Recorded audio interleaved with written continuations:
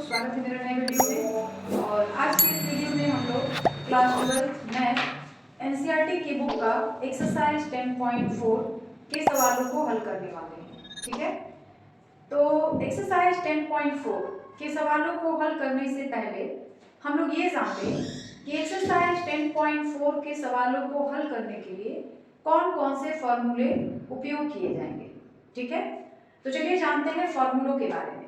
यहाँ पे हमने सारे फॉर्मूले लिख रखे हैं जो एक्सरसाइज 10.4 के सवालों को हल करने के लिए उपयोग किए जाएंगे। एक्सरसाइज 10.4 जो है मुख्य रूप से दो सदिशों के सदिश गुणनफल पर आधारित है। 10.3 जो था दो सदिशों के अदिश गुणनफल पर आधारित था और यह जो है दो सदिशों के सदिश गुणनफल पर आधारित है। ठीक है, इसमें जितने भी सवाल हैं सभी दो सदिशों के सदिश गुणनफल पर ही आधारित है और यह एक्सरसाइज आपके एग्जाम के हिसाब से बहुत ज्यादा इंपॉर्टेंट है। ठीक है, सवाल भी छोटे छोटे होते हैं, इजी होते हैं और आसानी से बन भी जाते हैं। ठीक है, तो चलिए स्टार्ट करते हैं। सबसे पहले हम लोग ये जान लें कि दो सदिशों का सदिश गुणनफल क्या होता है। तो दो सदिश ए तथा बी का सदिश गुणनफल ए क्रॉस बी, इसको हम लोग क्रॉस पढ़ेंगे। ठीक है, ए क्रॉस बी द्वारा is equal to mod A mod B sine theta N cap द्वारा परिभाषित किया जाता है, जहां थीटा सदिश ए और बी के बीच का कोण है, एन कैप जो है वो मात्रक सदिश है जिसका मान 1 हो जाएगा। ठीक है, उसके बाद है कि जो सदिश गुणनफल होते हैं उनके क्या क्या गुण होते हैं। पहला गुण ये है कि दो सदिश यदि समांतर या संरेख हो तब a cross b is equal to आ जाएगा 0। ठीक है, अगर दो सदिश हैं दोनों का क्रॉस प्रोडक्ट जो है सदिश गुणनफल जो है 0 आ जा रहा है, इसका मतलब है कि दोनों सदिश समांतर भी हो सकते हैं या फिर संरेख भी हो सकते हैं। ठीक है, दूसरी प्रॉपर्टी है यदि theta is equal to pi by 2 हो तब a cross b is equal to mod of a mod of b होता है, क्योंकि sin 90 डिग्री का मान तो 1 हो जाता है। ठीक है,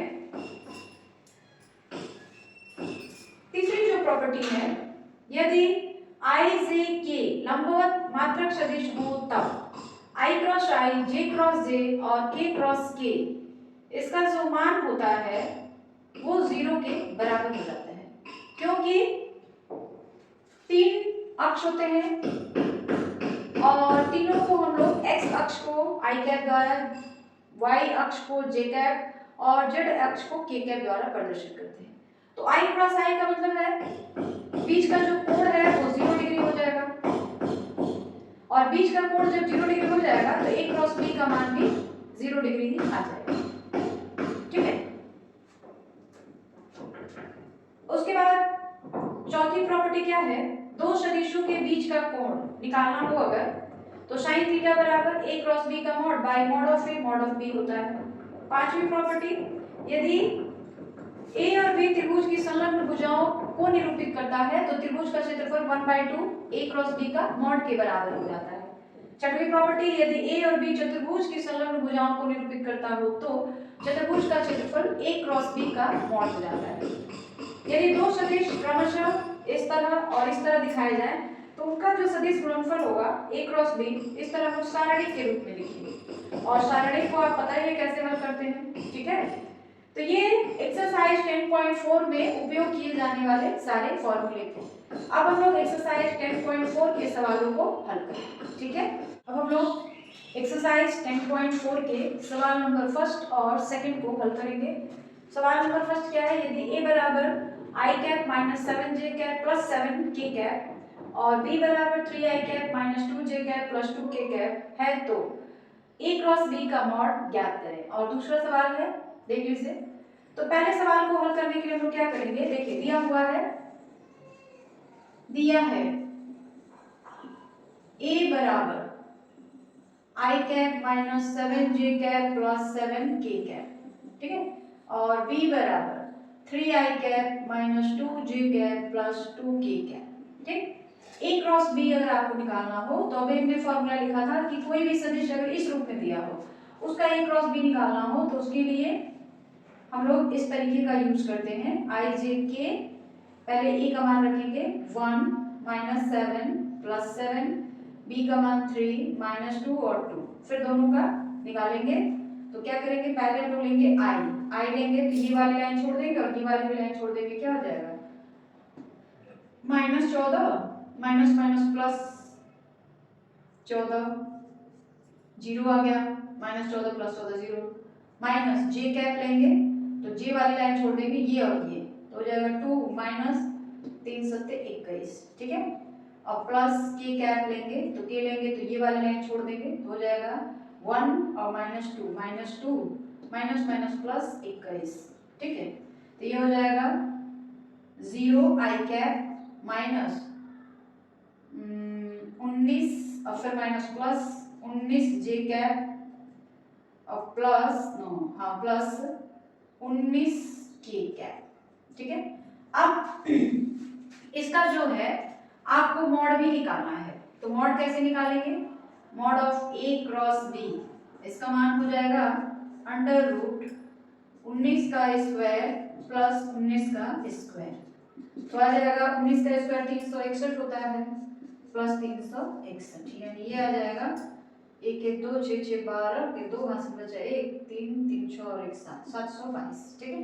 यानी mod of a cross b का जो मान आएगा वो कितना आ जाएगा अंडर रूट 722, ठीक है। तो ये तरीका है निकालने का कि हम लोग किस तरह से a क्रॉस b का मान निकालते हैं, ठीक है।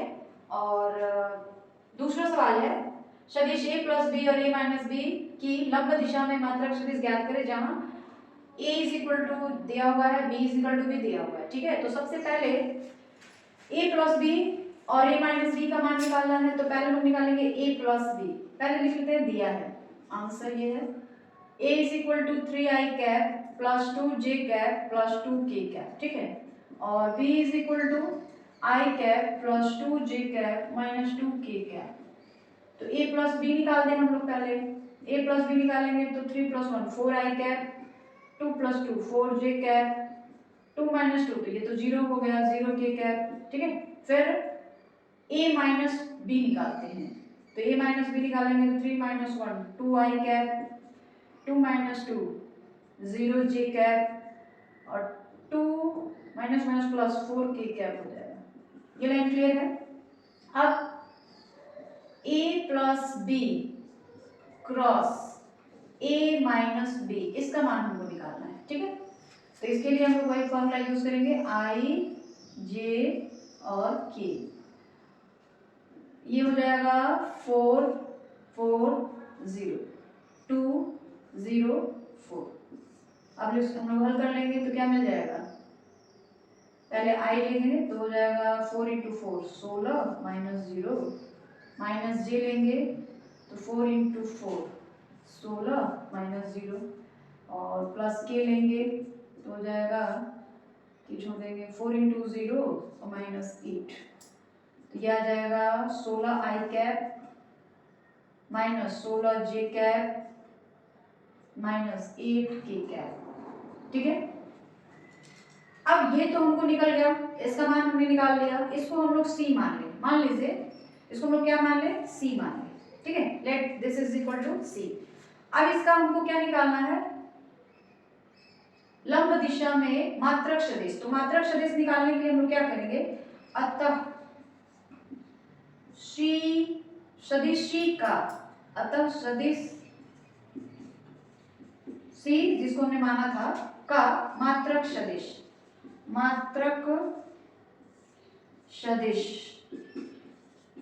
देखिए c तो निकाल दिए, मॉड ऑफ c भी निकाल दीजिए, उसकी जरूरत पड़ेगी आपको, मॉड ऑफ c।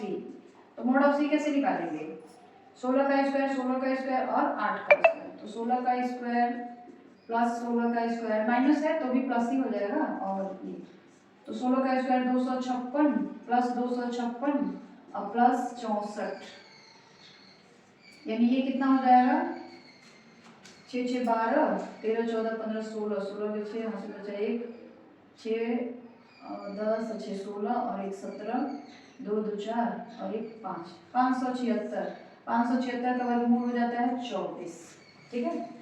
तो मात्रक सदिश क्या हो जाएगा, सदिश c by mod of c, ठीक है। तो सदिश c का मान है 16 बटा 24 i कैप, फिर माइनस 16 बटा 24 j कैप और माइनस 8 बटा 24 की कैप।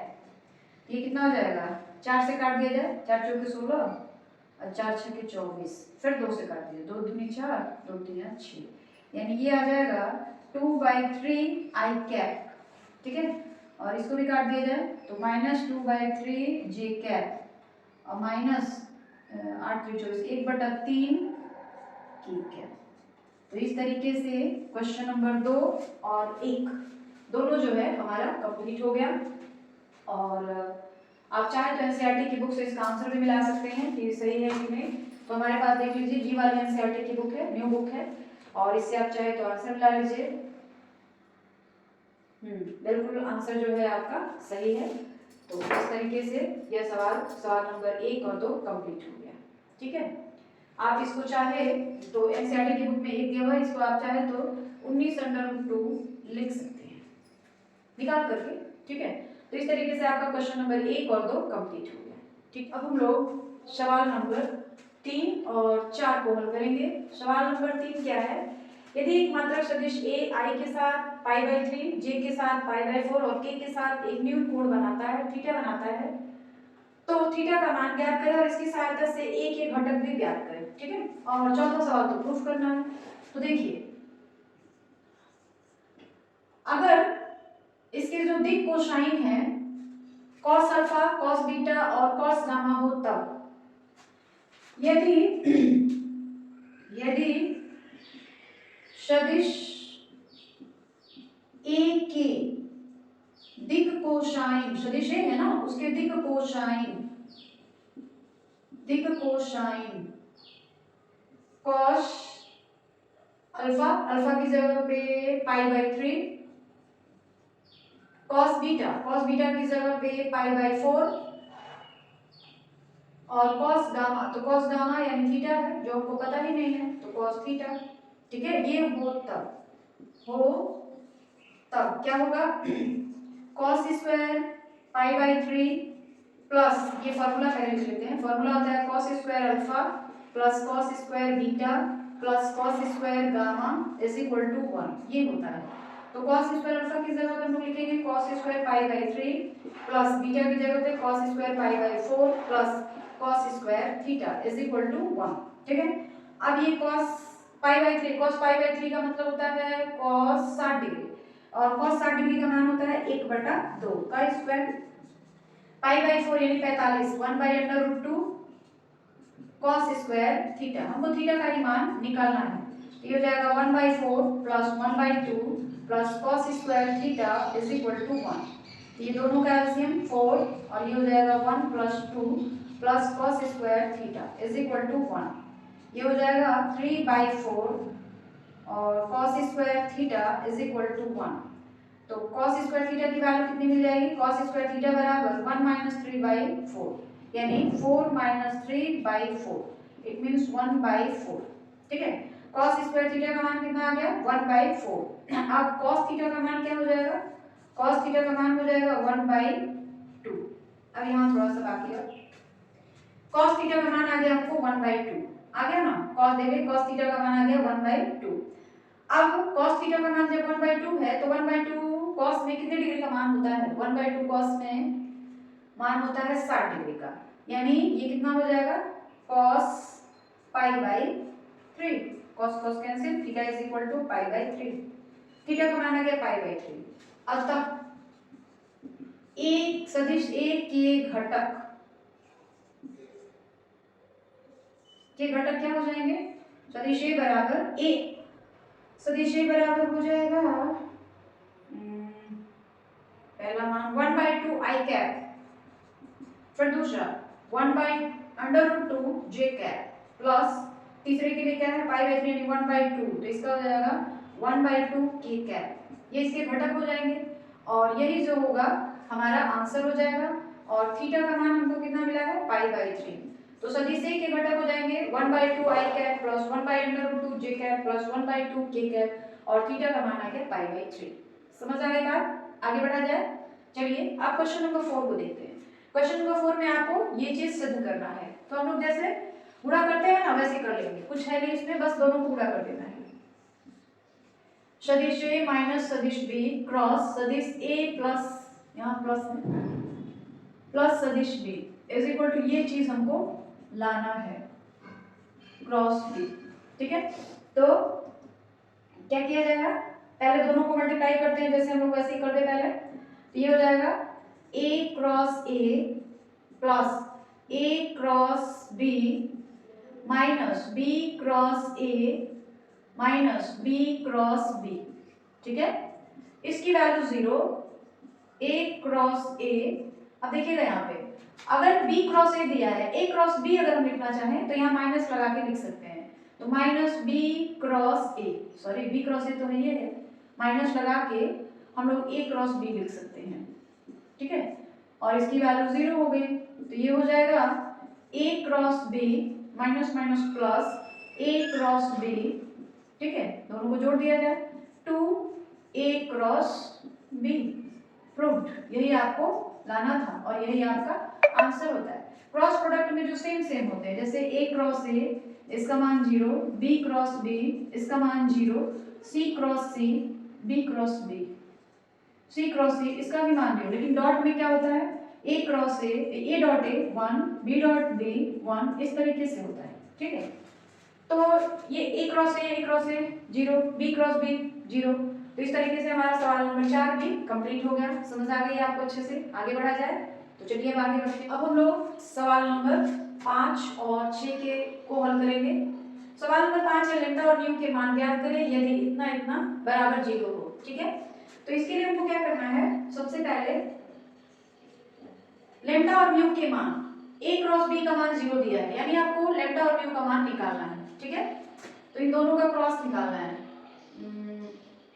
इसको मान लीजिए कि ये a है और इसको मान लीजिए कि ये b है, यानी हमको a क्रॉस b का मान, अतः a cross b is equal to हमको क्या दे दिया है, 0 दे दिया है। ठीक है, तो हमको कुल मिला के a क्रॉस b का मान 0 दे दिया है, तो निकालना है आपको a cross b is equal to i j k।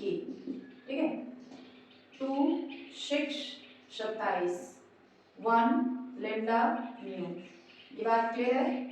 अब हम दोनों का क्रॉस मल्टीप्लिकेशन निकाल देंगे, तो i लेंगे तो क्या हो जाएगा, 6 mu minus 27 lambda minus j cap लेंगे तो क्या हो जाएगा, 2 mu minus 27 plus k cap लेंगे, तो k कैप लेंगे तो 2 into lambda minus 6 is equal to 0। ठीक है, ये बात हो गई।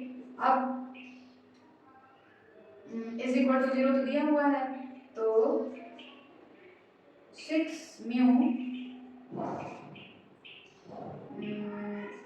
Minus 27 lambda is equal to 0। ठीक है, इसको अगर हम इक्वल कर दें तो क्या हो जाएगा, 6 म्यू माइनस 27 लेम्डा। ये बात क्लियर हो गई। ठीक है, अब आप इसको चाहे तो थोड़ा छोटा कर सकते हैं, जैसे 3 कॉमन ले सकते हैं, तो दोनों में अगर हम 3 कॉमन ले लें तो क्या हो जाएगा, 2 म्यू माइनस, इसको क्या लिखेंगे, 9 लेम्डा इज इक्वल टू 0। ठीक है, या फिर आप इसको 0 कर दीजिए, यहाँ से हमको एक रिलेशन मिल गया, जैसे 2 mu minus 9 lambda is equal to 0, sorry. ठीक है, ऐसा इसको अगर हम 0 कर दें तो क्या हो जाएगा, माइनस j, ऐसा करते हैं प्लस वाले को, किसी को भी 0 कर दीजिए आप, 2 lambda minus 6 is equal to 0। ठीक है, तो 2 लेम्डा इज इक्वल टू 6, यानी लेम्डा की वैल्यू क्या आ गई, 3।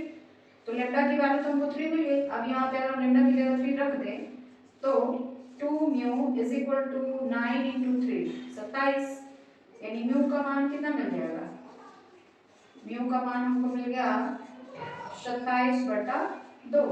तो ये हमारा, अतः म्यू इज इक्वल टू 27/2 और लेम्डा इज इक्वल टू 3, ये आपका आंसर हो गया। क्वेश्चन नंबर 5 कंप्लीट हो गया।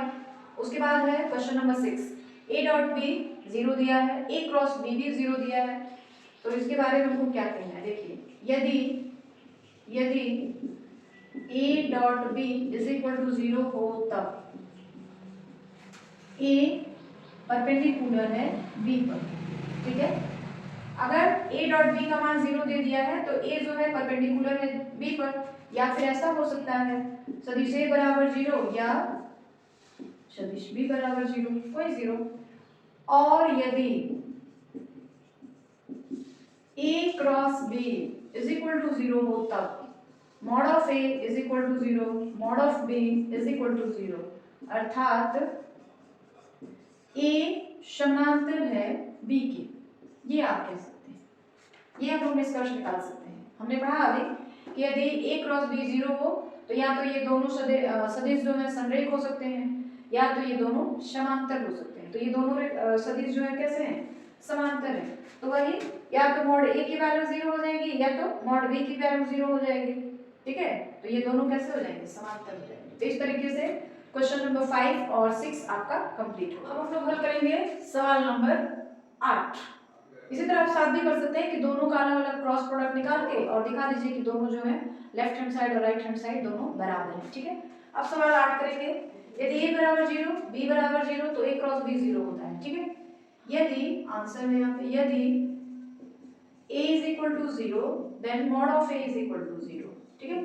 और b is equal to 0 तब क्या हो जाएगा, mod of b is equal to 0 होगा कि नहीं होगा। अगर a क्रॉस b आपका 0 है तो a 0 या mod of b 0, तब a क्रॉस b का मान क्या हो जाएगा, 0 ही 0 होगा। तब a cross b is equal to 0, ठीक है। लेकिन परंतु यदि a cross b is equal to 0 हो तो यह आवश्यक नहीं है, यह आवश्यक नहीं है कि सदिश a, यह आवश्यक नहीं है कि सदिश a यानी मॉड ऑफ a 0 हो और मॉड ऑफ b जो है वह भी 0 हो। जैसे मान लीजिए, माना कि a बराबर a1 i cap plus a2 i cap j cap plus a3 k cap, ठीक है। तो मॉड a निकाल लीजिए, मॉड ऑफ a क्या हो जाएगा, अंडर रूट a1 का स्क्वायर प्लस a2 का स्क्वायर प्लस a3 का स्क्वायर, ठीक है। मान लीजिए सदिश b जो है हमारा pa1 pa है, pa का मतलब pa1 i cap plus pa2 j cap plus pa3 k cap. अब इसका भी मॉड निकाल देते हैं, तो मॉड निकालेंगे क्या होगा, अंडर रूट a1 का स्क्वायर प्लस a2 का स्क्वायर, p बाहर आ जाएगा कॉमन ले लेंगे, प्लस a3 का स्क्वायर।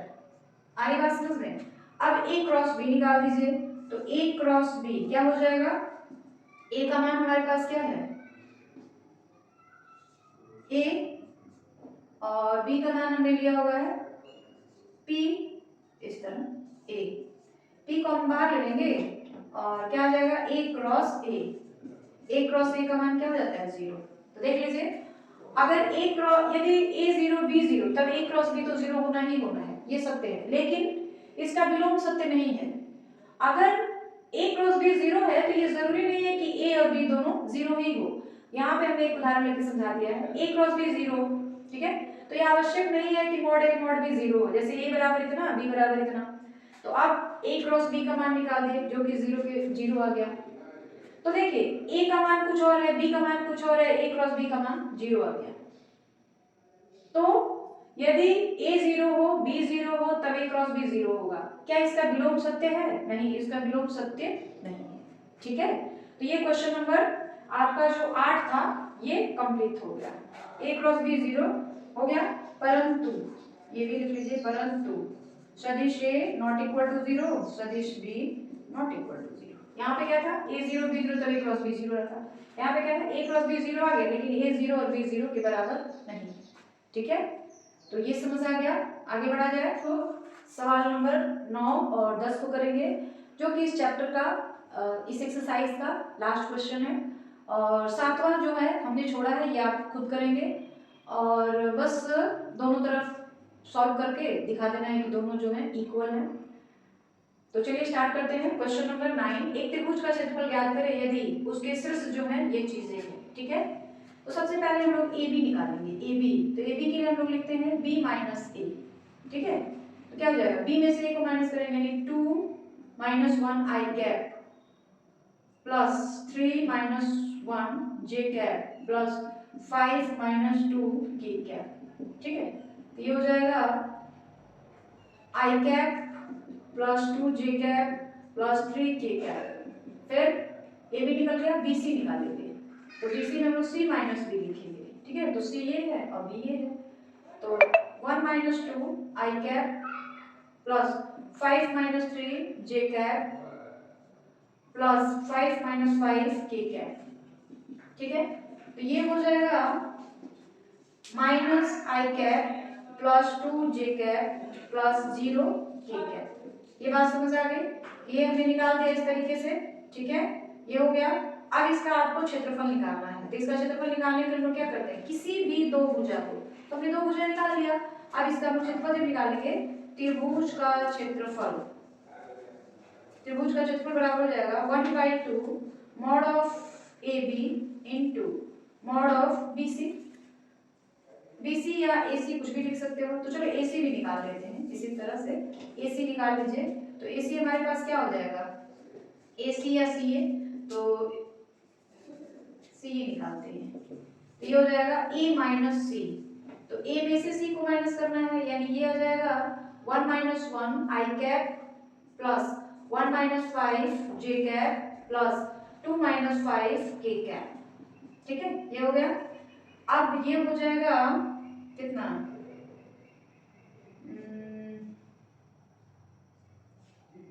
आई कैप तो नहीं, आई कैप जीरो हो जाएगी, 0 आई कैप माइनस 4 जे कैप माइनस 3 के कैप, ठीक है। हो गया। ये आगे बात समझ में हमने क्या किया हुआ है। अब हमको क्या करना है, इन दोनों का इस तरीके से त्रिभुज का क्षेत्रफल, त्रिभुज का क्षेत्रफल, त्रिभुज का क्षेत्रफल क्या निकल जाएगा, ये होता है formula 1/2 mod of A b cross a c, ठीक है। तो a cross a b cross a c निकालना पड़ेगा आपको, ए बी और ए सी, ठीक है। ए सी या सी जो भी कहिए। तो चलिए निकालते हैं 1/2 मॉड ऑफ, पहले ना ए क्रॉस बी और ए क्रॉस सी, इन दोनों का मान निकाल लिया जाए। तो क्या हो जाएगा 1/2 आई जे के, ठीक। आई का मतलब हो गया 1 2 3, हम लोग AC ले रहे हैं, ठीक है। तो ये हो जाएगा 0 -4 -3। तो फिर क्या हो जाएगा, पहले हमको इसका क्रॉस निकालना पड़ेगा। तो क्रॉस निकालेंगे तो क्या हो जाएगा, आई कैप ये हो जाएगा -6 प्लस 4 × 12 माइनस जे कैप, तो ये हो जाएगा जे कैप लेंगे तो 0 माइनस माइनस प्लस 3 और प्लस के कैप लेंगे तो क्या हो जाएगा -4 और -0। ये क्या हो जाएगा 1/2 आई कैप, तो 6 आई कैप, ठीक है, -3 जे कैप और -4 के कैप, ठीक है। इसका मॉड भी निकालना पड़ेगा हमको। तो मॉड निकालेंगे तो क्या हो जाएगा 1/2 6 का स्क्वायर प्लस -3 का स्क्वायर प्लस -4 का स्क्वायर, ठीक है।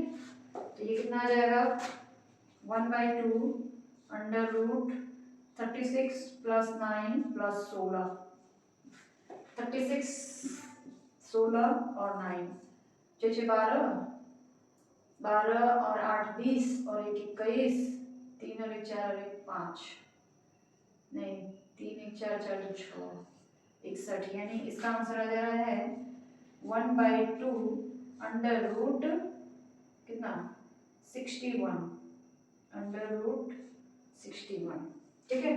तो इसका मान हमारे पास कितना आ जाएगा देख लीजिए 1/2 अंडर रूट 61 वर्ग मात्रक, वर्ग मात्रक, ठीक है। अब इसी तरह क्वेश्चन नंबर 10, एक समांतर चतुर्भुज का क्षेत्रफल ज्ञात कीजिए यदि उसकी संलग्न भुजाएं इतनी हो। तो इसकी संलग्न भुजाएं दी गई हैं, तो सबसे पहले हमको क्या करना है, a क्रॉस b निकाल देना। मान लीजिए ये है, ये b है, तो आंसर में क्या करेंगे, a क्रॉस b। तो a क्रॉस b का मान कितना आ जाएगा, वो देख लेते हैं। i cap minus j cap plus sorry i j k, क्या हो जाएगा, 1 माइनस 1 3, 2 माइनस 7 1। तो i cap minus 1 plus 21, j cap 1 minus 6, k cap लेंगे तो माइनस 7 और माइनस 1 प्लस 2। फिर से चेक कर लेंगे i कैप, तो i कैप लेंगे तो माइनस 1 और माइनस 1 प्लस 21, j कैप लेंगे तो यहाँ पे माइनस j रहता है ना, माइनस j, तो माइनस j लेंगे तो हो जाएगा 1 और माइनस 6 प्लस k तो हो जाएगा माइनस 7 और माइनस माइनस प्लस 2। ठीक है, ये हो जाएगा 20 i कैप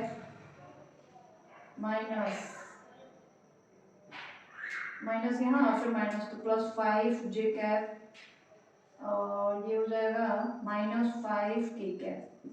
ठीक है, अब इसका हमको क्या करना है, मॉड निकाल देना है। तो पहले मॉड निकाल दें, a cross b is equal to इतना, a क्रॉस b का मॉड निकाल दीजिए। तो कितना हो जाएगा, 20 का स्क्वायर प्लस 5 का स्क्वायर प्लस माइनस 5 का स्क्वायर, ये हो जाएगा 20 का स्क्वायर 400, 25 और 25, तो ये हो जाएगा 450, 450 वर्ग इकाई।